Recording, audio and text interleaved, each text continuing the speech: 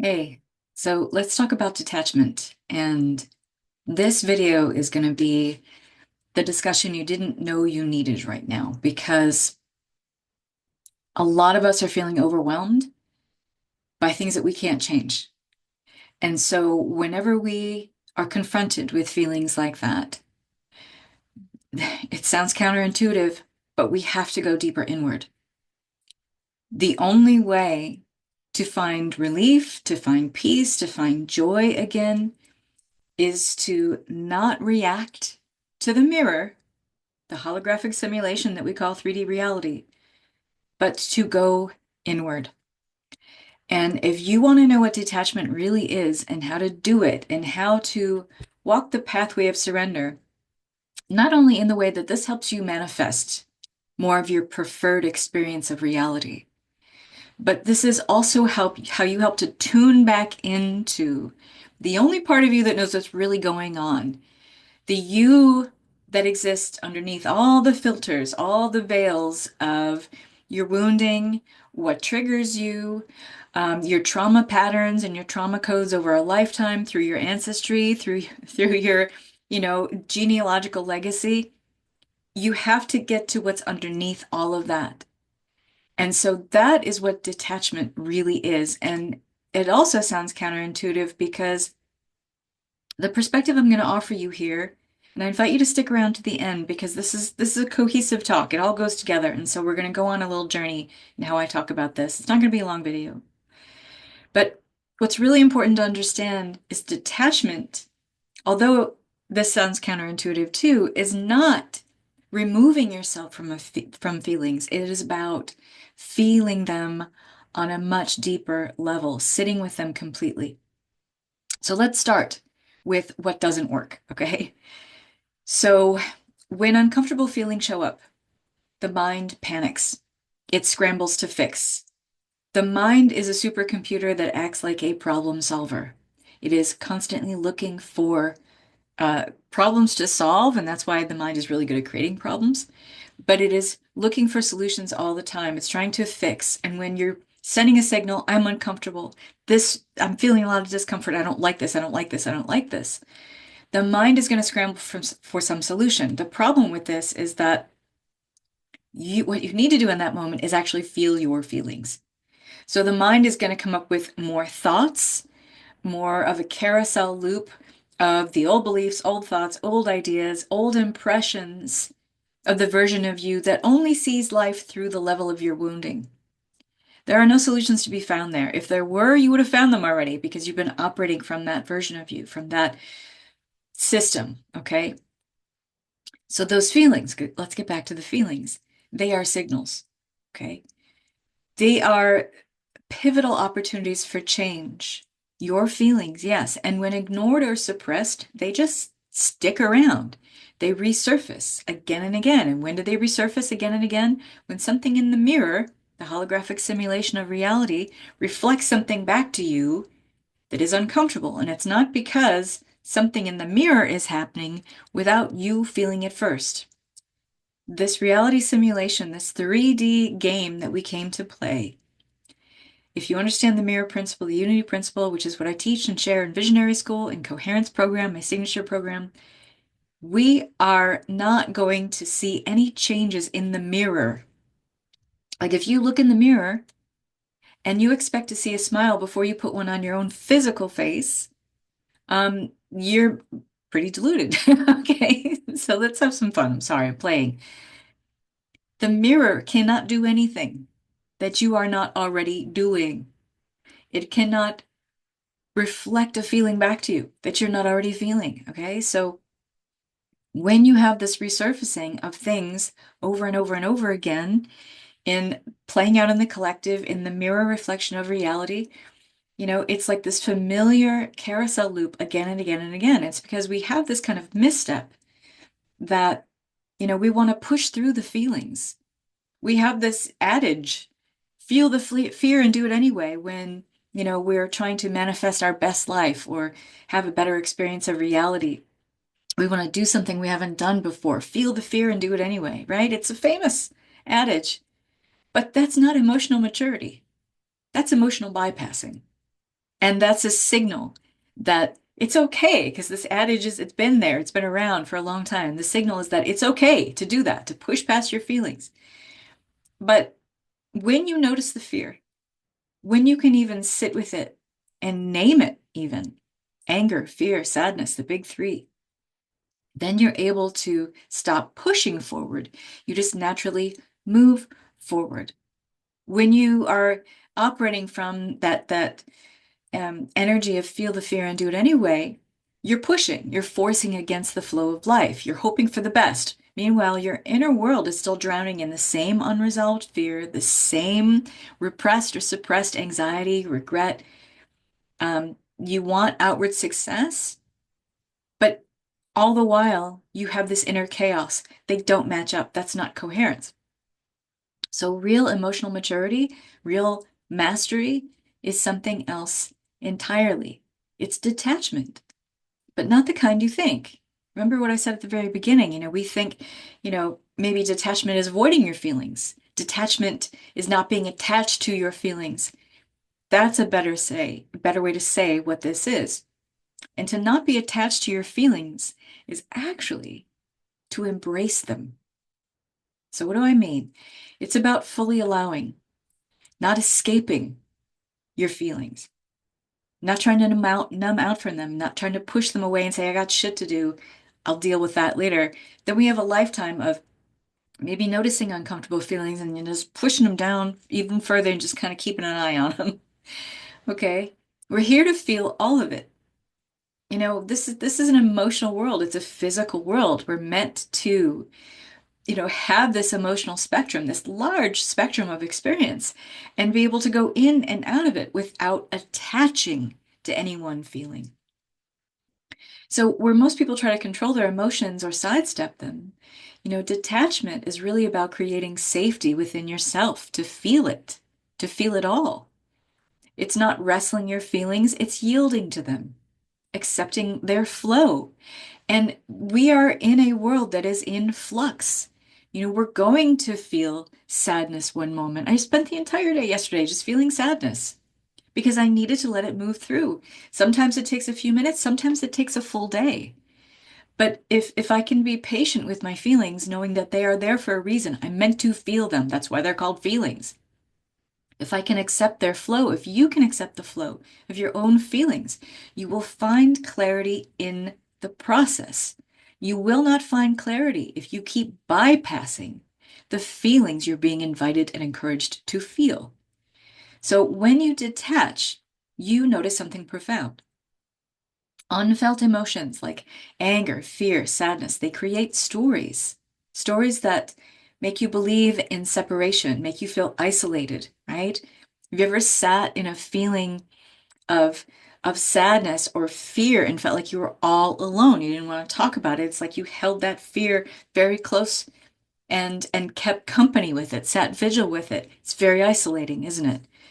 And we start to create stories that aren't true when we're in those spaces that make you believe further in separation, and that separation that we feel, what we're really talking about when we say separation is that separation between you, the infinite, divine you, the God self, the higher self, and then the mind that narrates your life.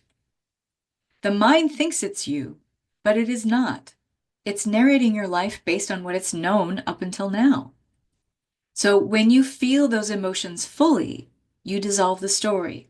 And the thoughts that keep coming around that the mind uses to narrate this story, this ongoing carousel loop of very familiar scenarios, people, situations over and over again, those thoughts don't have an anchor anymore. So when you feel the emotions fully, you dissolve the story because it's like all the thoughts, imagine it's a filled up bathtub and you've got a sink stopper and you pull the sink stopper all of which is the feeling, being able to feel a feeling. And it's not about releasing or getting rid of feelings. We're not here to get rid of anything. We're here to feel things and not get attached to them. We stop creating identities about ourselves through our feelings when we can fully feel them. So when you pull that sink stopper, it's like you stop the mind from running the show and claiming your role. Once again, you reclaim your role as the creator of your reality. And then life changes. So instead of defaulting to old patterns, patterns of procrastination, of fear, of hesitation, anxiety, that inner bedlam that comes from thinking you have to figure it all out in uncomfortable situations, that inner thought carousel, it stops. And then you go back again to leading from a place of truth because the old thoughts have lost the anchor, the feeling that locked them into place. So the adversaries that you thought or continue to think are out there, they're always unresolved emotions that you refuse to face. And so here's what happens when you master detachment. And don't worry, I'm going to give you some steps here. But you stop fighting yourself. You stop resisting life. You live in the present moment. And you stop seeing reality through the filters of your stories. In other words, you see reality in a purer light because you stop seeing everything through the filters of your scars, your wounds, your triggers, your trauma. You stop looking for God and realize you are that. You are God consciousness. You can finally see the truth that you are God source, whatever you want to call it, it's the same energy. You are God source exploring consciousness through a singular frequency that only you hold. There's something really special when you bring yourself back to that truth. There's something that takes hold in your body. It's like this weight has been lifted. You move back into feelings of relief, back into feelings of liberation, of freedom. You step back into your true nature, passion and bliss, because there's nothing in the way anymore. And as you soften into this space, you move beyond just emotional maturity, which is that's a big chunk to bite off into, but you move into something even deeper than that. Emotional liberation. This is the holy grail of the human experience. When you think about it, we talk about freedom, this is what we're all trying to really get to. We're trying to get to it through superficial means, right? Material means, because that will make us happy. No, freedom is something we decide to feel first. We decide to inhabit and embody that frequency, and everything that lines up with it then flows to us once again as it was always meant to. And then here you release the need to control your emotions or even control life itself. Here you surrender to what I call the elegant simplicity of being. And once you master this tool, true surrender, you learn how to walk the surrender pathway. You'll never experience life in the same way again. So, because I love you all, I want to share this with you. This is what I'm going to be sharing in my Visionary School group. So this is my private membership community on the school platform where we go deep down into the rabbit hole of, practically and tangibly applying the mirror principle, also known as the unity principle for me in my world, that you are everything and everyone, just under different circumstances. You are it. You are all of it. And everything that you're seeing in the mirror reflection of reality is just you pushed outwards. And when you change the inner state of being according to what you prefer to experience, the outer, or what you call the outer experience of reality, changes to go with it. It has to. So, employing this principle, understanding this is the context for what I'm sharing, here's some immediate yet some small steps for experiencing more love, more personal fulfillment, and using surrender as a way to do so. So right now, it may not look like it, but love and fulfillment are already available to you in greater measure than you're allowing. Okay. So the immediate step right now, right here, is letting yourself be fully met by life right here, right now. And you can start understanding this by simply bringing yourself over. You don't have to believe this, but maybe just accept the possibility. Bring yourself over to this idea that what if you're not moving through life, but rather life is moving through you? Now, that might feel heavier to you. It might feel lighter to you, but what if you allowed that feeling to feel lighter, to make you feel lighter, to allow you to feel a little more buoyant, like you're in a little bit more control than maybe you thought you were? Life is moving through you. Remember what I said before. You are God. experiencing exquisite consciousness, which is all there is, by the way, through a singular fractal of you, a frequency that will never, ever be known again, is never known by anyone else right now, and has never been known before. Your unique singular snowflake frequency, that is you. You are God consciousness, the curiousness of consciousness, experiencing itself through that. Take a breath. And then here's some steps for you. Practice radical receptivity. So we're striving to create, we're striving to fix things that we think are wrong in the outer reality. We're striving and forcing and hustling to move into the next phase. Just notice how life is already moving through you. As you take a breath, you're present and you breathe. What if you could open your eyes right now? Just close your eyes and breathe. You become very present, aware of your body, aware of your breath. And as you open your eyes, remember that life is offering you gifts. But through the filters of our wounds, we don't often see them. They're literally filtered out of our experience because they don't match an identity that we have inside that we have to struggle, suffer, force life to give us what we want. So if you stop giving energy over to those ideas for just a moment and you breathe, then you have eyes to see. Life is offering you gifts. It's offering you insights. It's actually offering you some warmth. Let yourself fully receive that. You are love. You are ease. You are joy. You are freedom. You are wealth. You are success. You are support. You are your own support. And when you are able to declare that, I am that, even more support, love, ease comes from expected and often unexpected sources. But you see, you've got to establish the frequency first. Here's another way. Infuse delight into what is already before you. Approach your current projects, your relationships, your daily experiences with the curiosity of someone discovering treasure. It's a game you get to play with yourself. This is all, by the way, a game we get to play with ourselves. If you have this endless kind of boundless sense of wonder or curiosity, and I know it's not easy, this is something you practice. It's something you have to be disciplined in. It's not something you do once and it's all good and peachy. Play with this idea that every new day is like discovering a new treasure. Start your day believing like, I wonder what beauty the world is going to show me today. It's a very simple shift in awareness, but I like elegant simplicity because that works the best. This simple shift in awareness, it rewires your nervous system to accept deeper fulfillment instead of reject it.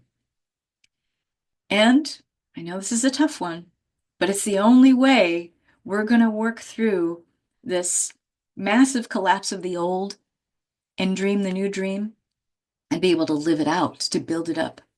And that is this: express love more freely, whether through words, energy, action.